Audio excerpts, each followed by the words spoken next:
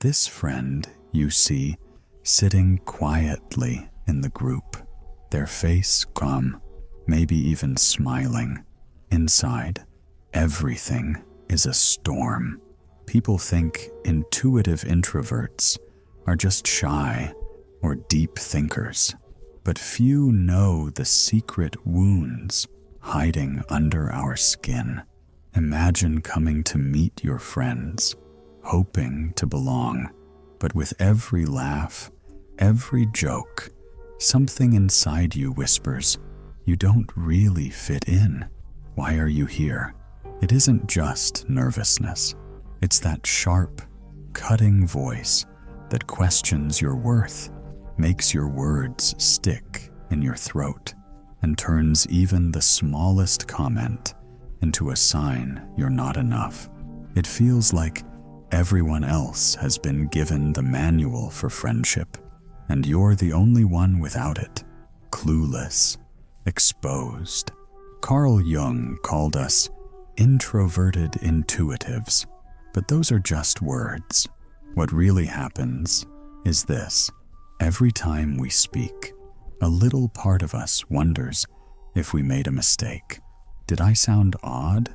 Do they see I'm lost? There's a pain, a raw ego bruise that comes from never feeling like you can be your real, messy self. Sometimes it feels like you're living behind glass. You can watch connection and ease, but you can't touch it. While others jump in and joke easily, you sit back, feeling like your mind is a maze of overthinking. Will I ever just belong? Or am I always going to be odd? That's the dark heart of self-doubt, a wound that throbs every time silence falls between you and someone you care about. Friendships are supposed to heal, but for us, they can sometimes press right on the bruise. We crave to open up, to be vulnerable, yet the fear of being judged, the terror of showing the real me, is almost paralyzing. So we laugh, we nod, we pretend, but inside, we ache to be accepted as we are. Complicated, different, sometimes broken. Jung's words give us some comfort. He reminds us that these struggles are part of being alive, part of having a big, wild mind and a fragile, hungry heart. Maybe we're not broken after all. Maybe we're just feeling the world too deeply, and that can hurt. But it can also mean we care and we see in ways that others can't. To truly understand intuitive introverts, you have to see the depth of their inner world. Carl Jung described intuitive introverts as people who don't just react to the surface of life, but who constantly explore beneath it. Their minds are like deep oceans, swirling with images, possibilities, and thoughts that are invisible to others. This isn't just about being quiet or shy. It's about living in a kind of constant mental motion that most people never notice. Imagine hearing a conversation, but tuning into not just the words, but the hidden meanings, the unspoken tensions, and the subtle shifts in tone. That's how intuitive introverts experience social moments, while others might simply enjoy a joke or a story. Intuitive introverts analyze, connect patterns, and often feel overwhelmed by the flood of information their intuition uncovers. Because their attention is pulled inward toward understanding what lies beneath, they often hold back from speaking up, afraid that their true thoughts will sound confusing or strange to others. This intense inner processing makes them deeply thoughtful, but also vulnerable to self-doubt. Every interaction becomes a kind of puzzle. Did I say too much? Was I clear? Did they understand the real meaning behind my words? These questions don't just pop up once in a while. They are part of a continuous internal dialogue. And because intuitive introverts care so much about authenticity and meaning, these doubts can feel like personal failures.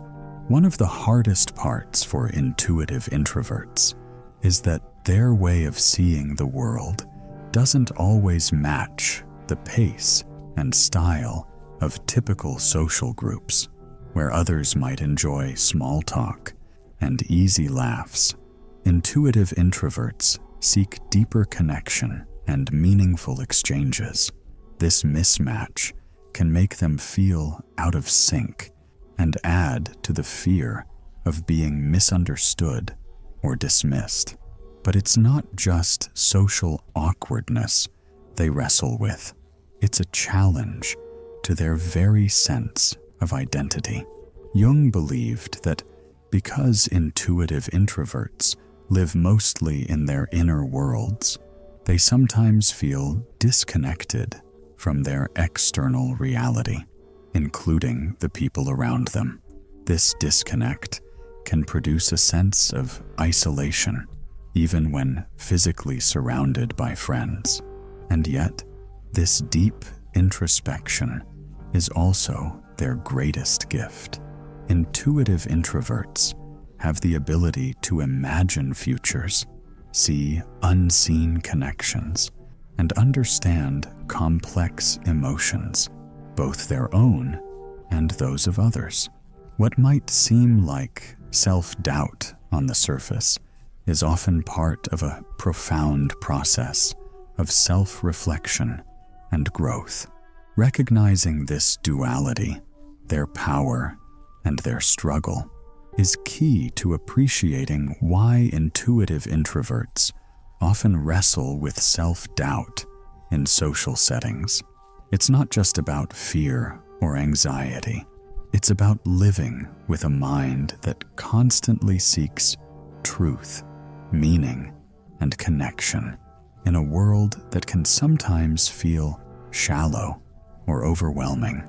There's a certain kind of self-doubt that follows intuitive introverts into every social setting, and it's especially sharp when they're among friends.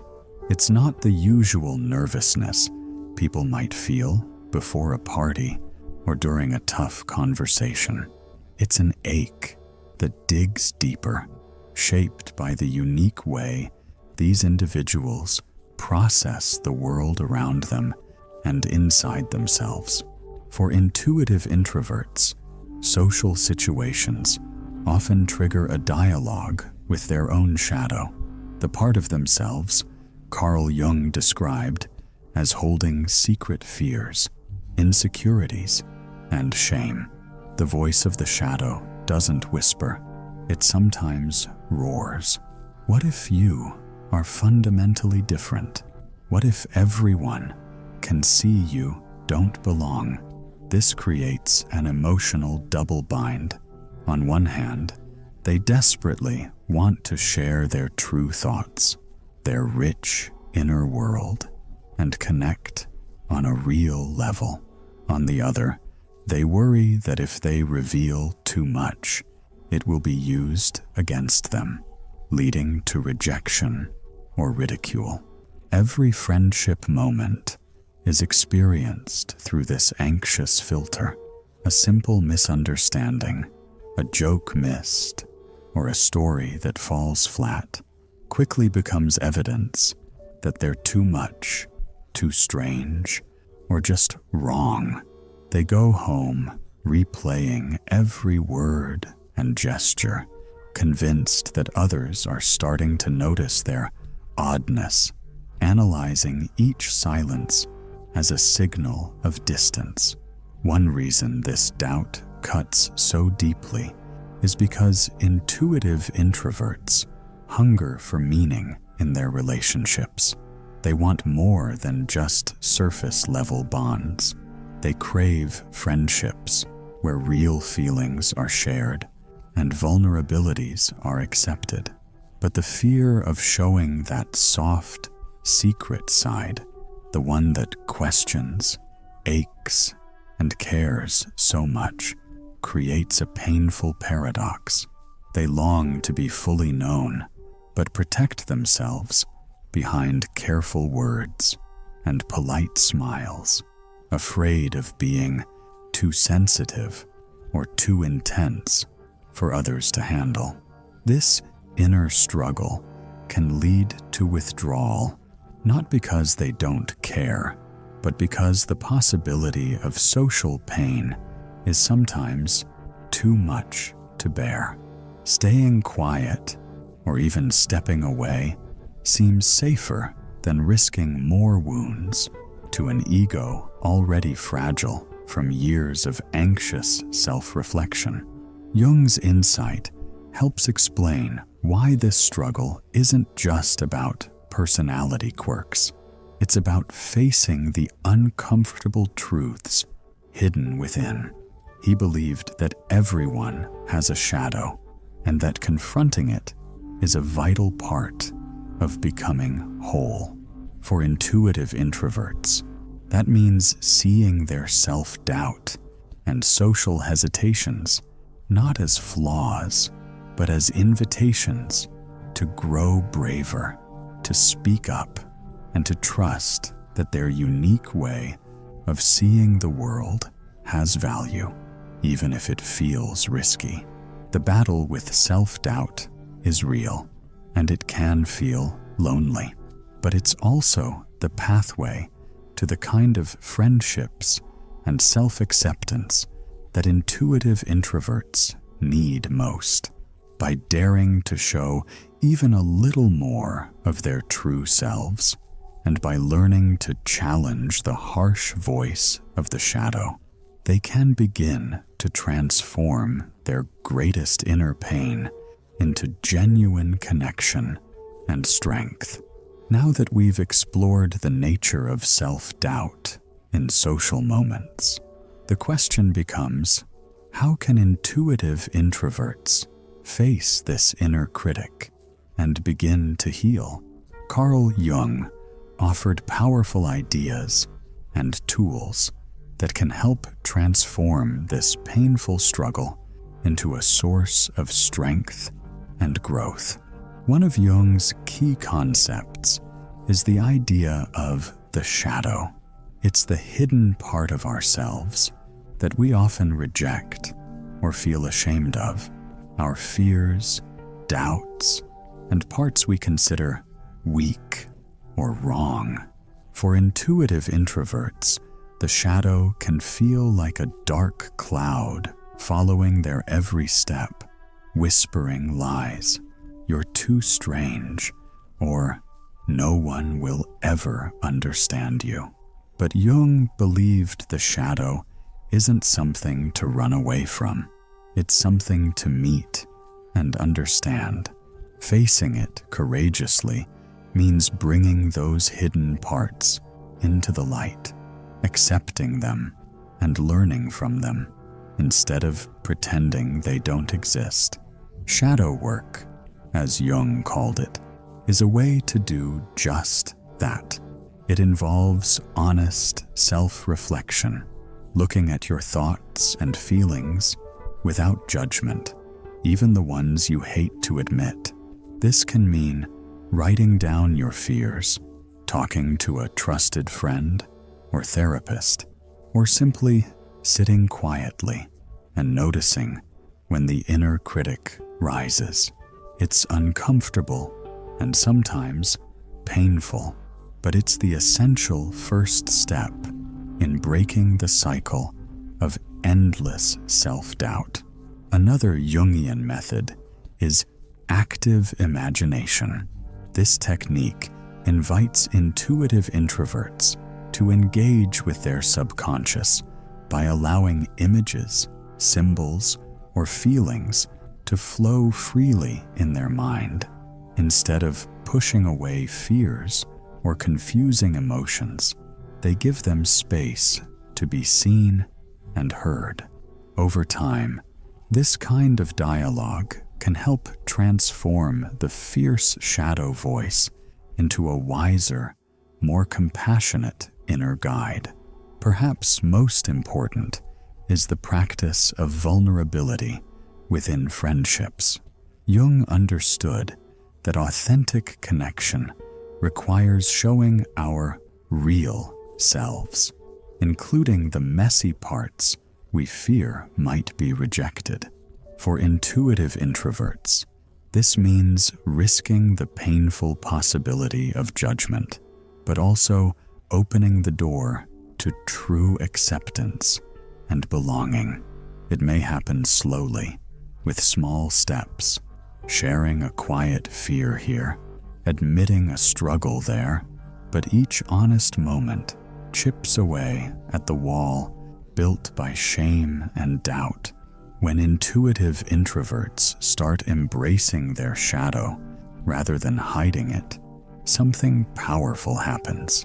The dark self-doubt doesn't vanish overnight, but its power lessens. They learn that their complexity, their sensitivity, and their deep way of seeing the world are gifts, not curses. The ego bruises still hurt, but they don't define the person anymore. Jung's ideas give intuitive introverts a roadmap out of loneliness and self-criticism.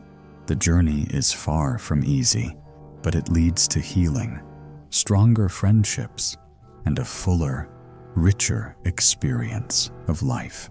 One where self-doubt becomes not a prison, but a doorway to true self-understanding and connection. The journey to embrace the dark self-doubt inside intuitive introverts isn't about suddenly erasing fear or becoming perfectly confident. It's about learning to live with the discomfort and still choose connection over isolation. Carl Jung showed us that wholeness comes not from hiding or fixing our flaws, but from embracing them fully, the light and the shadow together. When intuitive introverts begin this work, they start to see themselves through a kinder, more understanding lens. The inner critic, the voice that once tore them down, loses some of its grip. Instead, they find a quiet strength in knowing that vulnerability is bravery, not weakness. They become more willing to share their true thoughts and feelings with friends, even when it feels risky.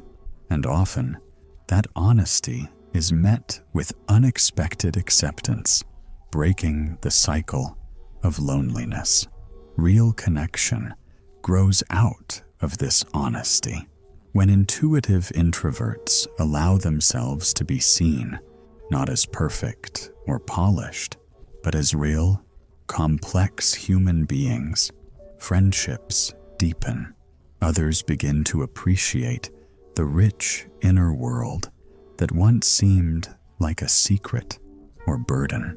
This openness creates space for empathy, trust, and mutual understanding. In the end, self-doubt is not the enemy, but a signal. It asks us to pay attention to our deepest fears and invite healing. Jung's wisdom teaches that by facing our shadow, intuitive introverts don't lose themselves. They find a fuller, richer identity that includes all parts of who they are. So the next time you feel that quiet, painful uncertainty bubbling inside during a moment with friends, remember, it's not a sign you don't belong. It's a sign you're human, deeply feeling, deeply thinking, and ready to grow. The dark self-doubt you fight is also the doorway to your greatest strength and true connection. Keep walking through it. The whole self is waiting on the other side. If you'd like, I can also help craft a brief, engaging call to action or reflective closing question to finish the script. Just let me know if any part of this journey feels familiar, if you've ever sat among friends and felt that hidden ache of not quite belonging. Know that you're not alone.